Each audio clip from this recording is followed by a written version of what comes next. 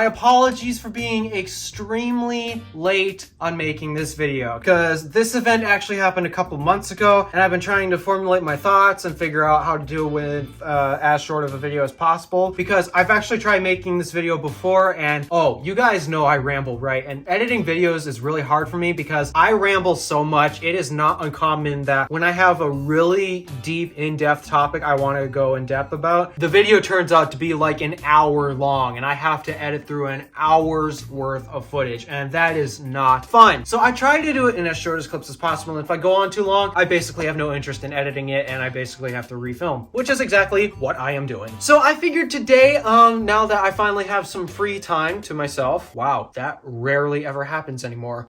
I figured now is the opportunity to re-record this whole video and try to explain to you my first experience riding in a Tesla. Oh, I'm so excited. Let's just cue the intro and get into it.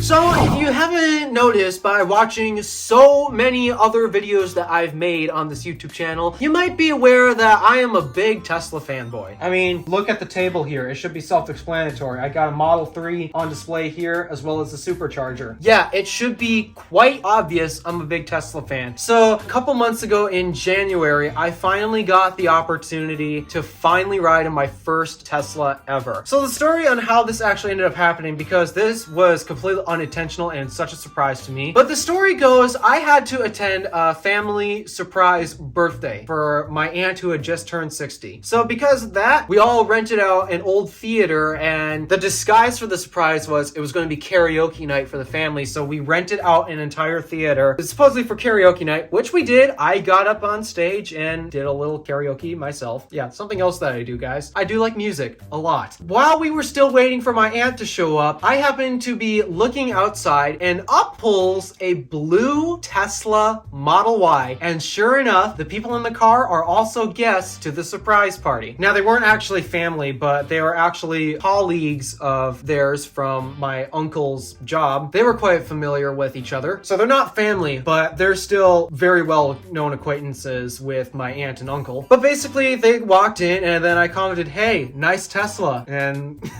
obviously it gave them a smile, because of course, who doesn't enjoy driving their Tesla? It's just such an amazing car. And then I briefly mentioned, I've always wanted to ride in one of those. And then, to my surprise, the guy offered me a ride. How could I say no, even though he was a total stranger to me? Yeah, kids, don't say yes to strangers who offer you a ride. Not a good idea. But hey, I'm an adult, and I happen to have had a knife on me should I need to defend myself for whatever reason. That, and actually this guy was a very well-known acquaintance with my family anyways. I guess, yeah, it turned out it was completely safe the entire time. But he offered me a ride in his Tesla Model Y, and well, I caught a little video recording. I was so excited I actually forgot to start filming, so because of that, pardon the delay on when I started filming, including me messing around with fart mode. Of course I had to! So it did kind of suck for me that the entire time that, and I don't blame him for this because he didn't know who I was, but the entire time he was acting like I was a complete novice, never really heard of a Tesla or completely understood how they worked and such. Like, as I was getting in, he told me, "Oh, by the way, the door handles are a little weird," and I had to tell him, "Yeah, I know.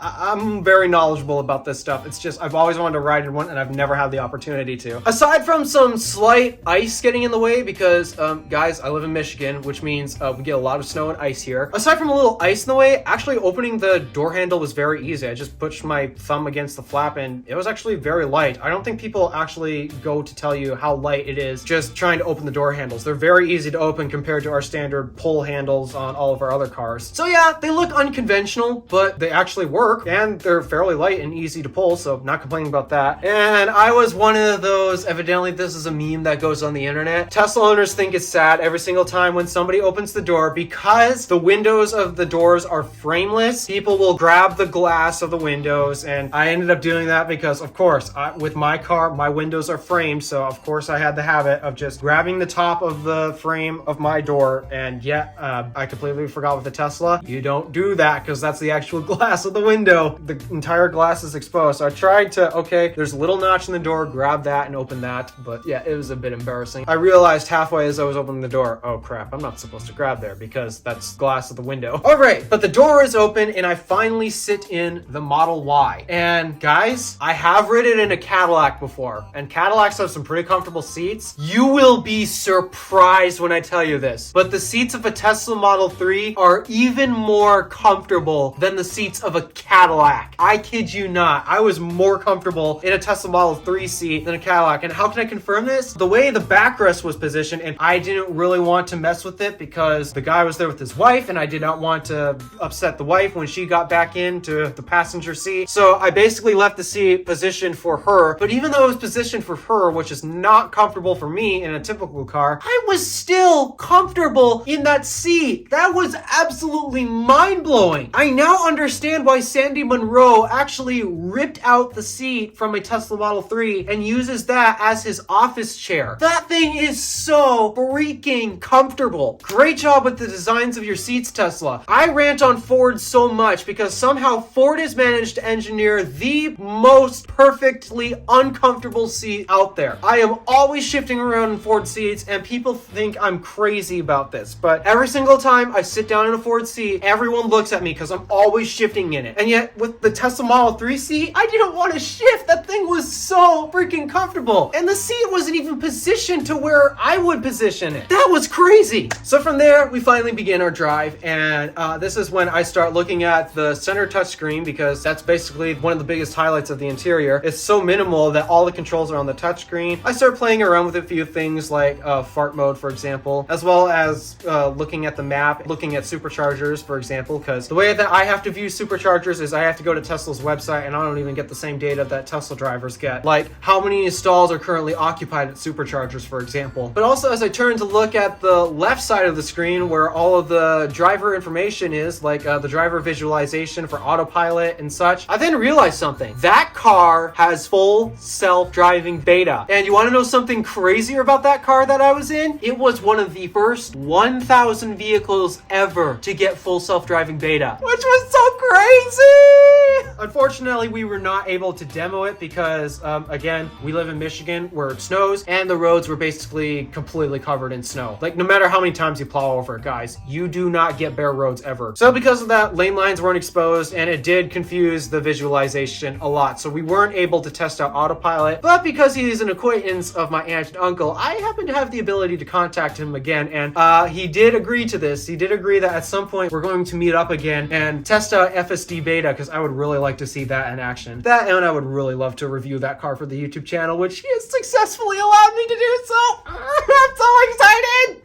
Alright, so at this point, this is where I remembered, oh, I'm going to start pulling out my phone and actually record the whole experience of the whole thing. So I'm going to turn to the whole video clip where basically I show you what my experience like is. And my apologies for this being in vertical video, because I initially thought I was just going to post this on Twitter, except evidently Twitter cut off a very significant portion of it, which was unfortunate. Oh, and this was also at night, so filming quality is not the greatest, but here's my experience of just riding in the Tesla. What I should have done is that I should have started a little bit more ahead of time, get it a little bit more warmer in here. Oh, that's perfectly fine. Don't worry. My car has no heater at the moment. Oh. My alternator in it died, so actually I have to plug my car in now in order to start it. Oh, you just to get the battery up. Yeah. And stuff. When I first got it, for instance, some of the features were not here.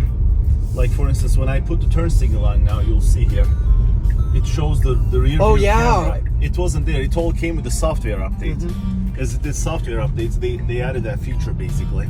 So it's really neat because everything is driven by the software. They just add all these features as you go, as with every software update. I mean, just it kind of makes it fun actually. Yeah, it does. Oh, I want one of these so badly. I'm so tired of driving my old car. Now, I can't really use the FSD beta in this kind of a... Oh, yeah, I can tell thing. due to the... I can't trust it when it's slippery and stuff like that. I don't blame you, to be honest. But on clear roads, I have to say it is pretty impressive. I do have to take over time to time. Mm-hmm. And then, you know, so for instance, some turns it'll get a little too fast. Some turns it'll just hesitate too long. It's still learning. With every software update, I can see there's the improvements coming. But it's still not it's not to the point where you can say, oh yeah, it'll easily take me from A to B without any hesitation. You still interfere, but for the most part, it'll do the job. It'll come to a light, it'll stop. It knows if it comes to a stop sign, it knows which car came there first. It waits for that car and then goes and all that kind of. So it's pretty smart about all that stuff. And you can see with the view from the cameras, it knows where the yeah, it can vehicles see are. everything. It's so crazy what it can see. Yeah. Evidently, I hear it also can see ghosts. Sometimes when I pull into the garage, it'll think the wall on my right side is a big truck. It'll show a big truck next to me. So it does get a little fool. Yeah. I've been saving up for a Model 3. And they just cut the prices down too. I know, I saw that.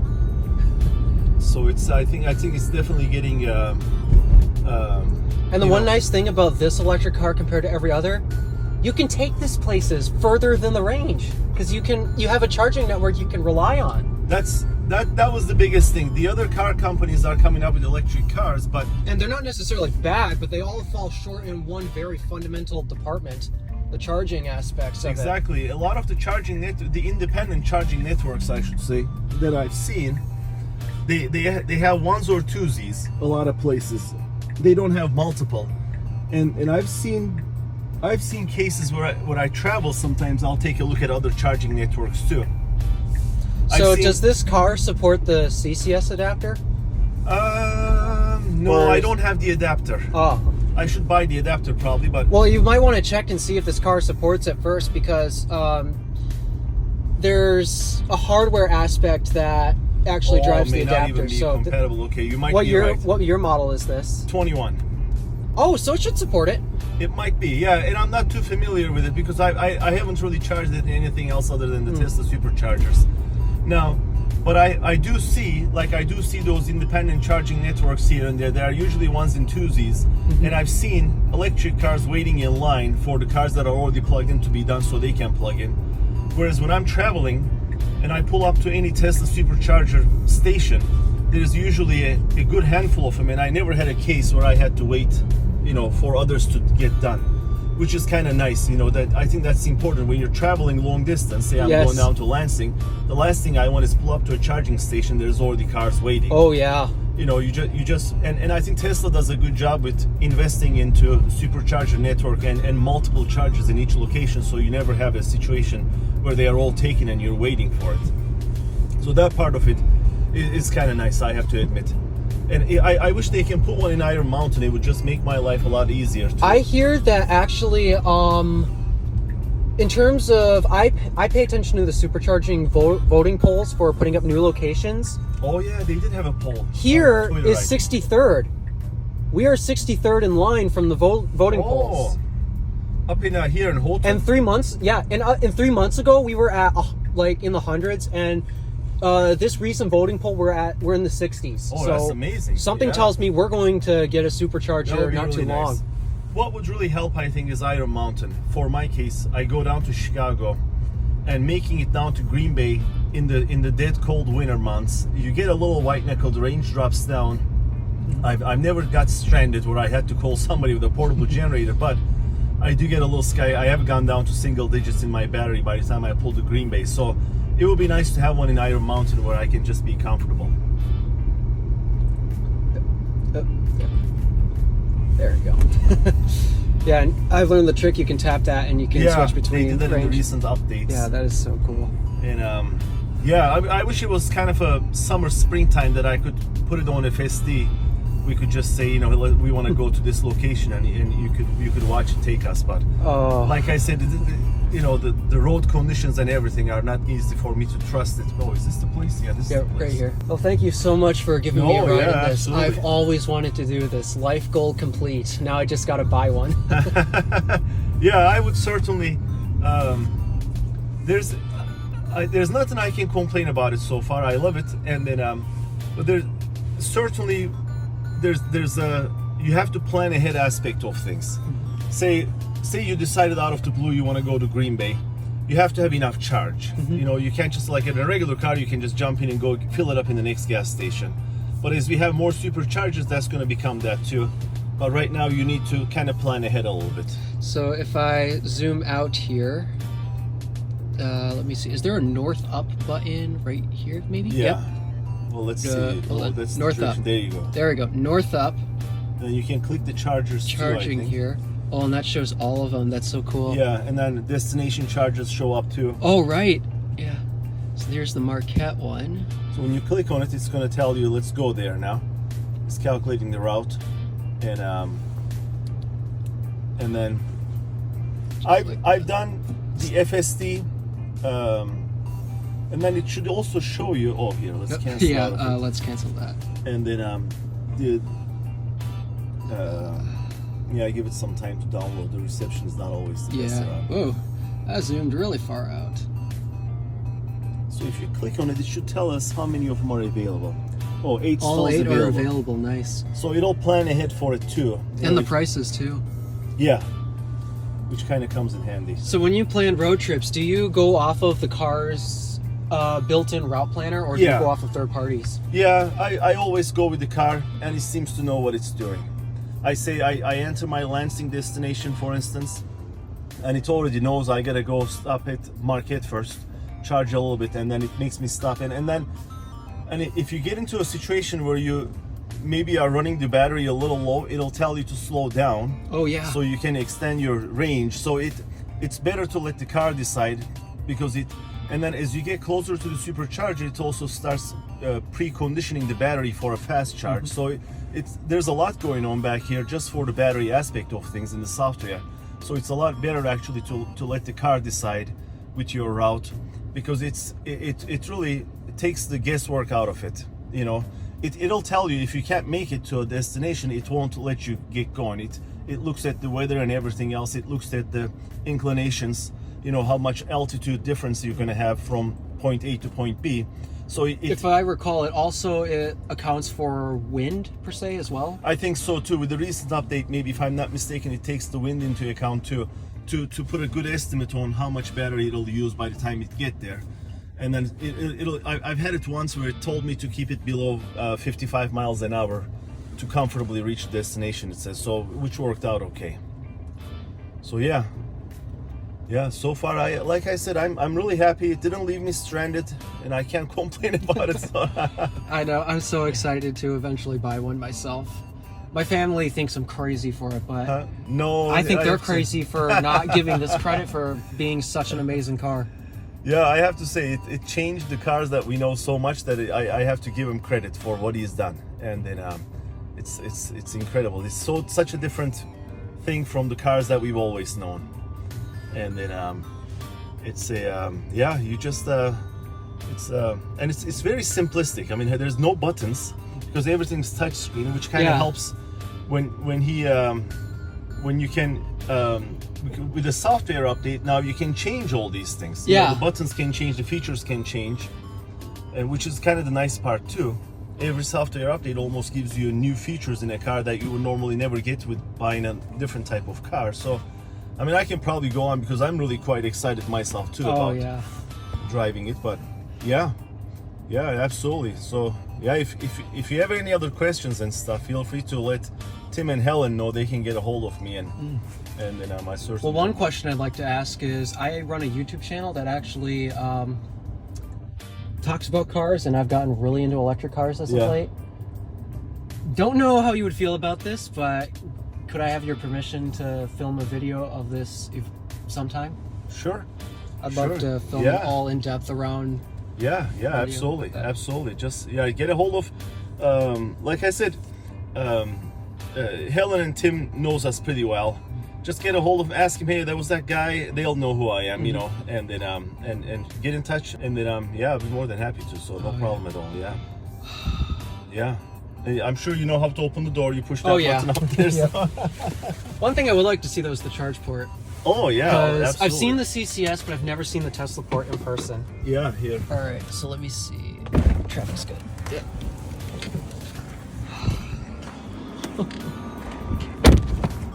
When you bring the, I just clicked the screen to open it right now. Oh yeah. When you bring it closer, you push the little button, it opens it up. And when it's white light, it means it's ready to go in. Then once you plug it in, it turns blue. And then green, and it's charging. And then the other convenient part is the, here, I'll just shut that off here to the screen quickly. The other convenient part is almost many of the features of the car you can do through the app.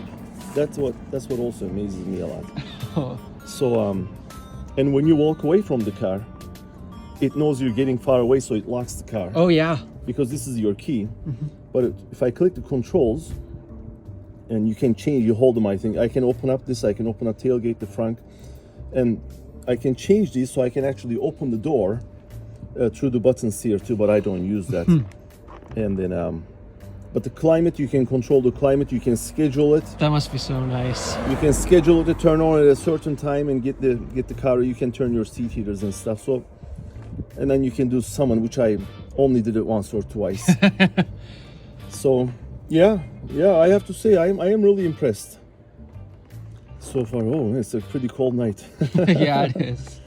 Yeah. I'm actually shivering right now.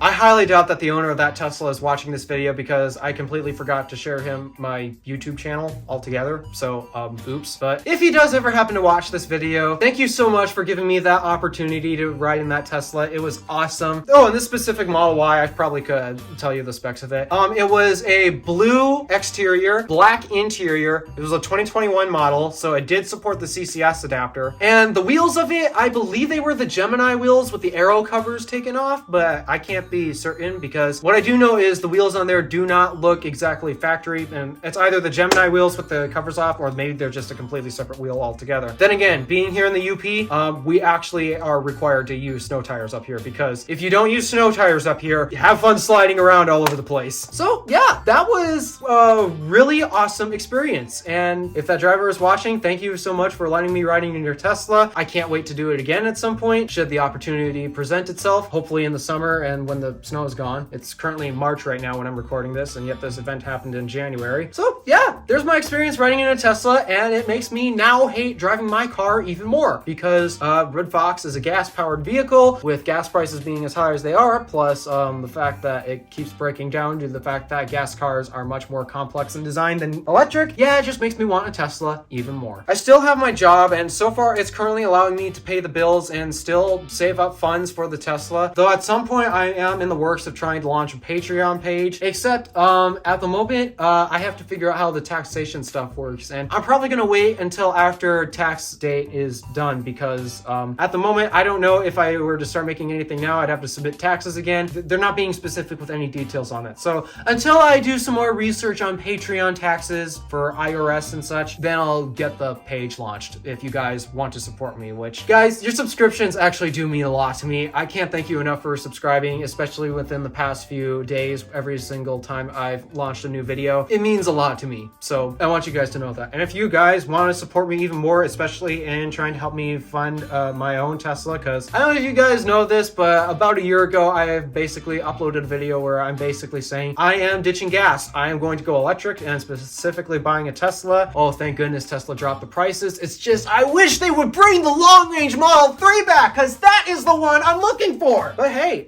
from the sounds of it, Tesla is struggling to sell their Model S's, so maybe, who knows, if they bring their prices back down. No, that would be crazy. But who knows, if they bring their prices back down to say $69,420 or something, who knows, maybe I might spend the extra cash for a Model S and get the long range version of that. Ooh, 400 miles of range, that'd be crazy. All right, enough rambling. Thank you for watching. Do me a favor and interact with the stuff below. My name is Alpha DeWolf, Random Alpha, signing out.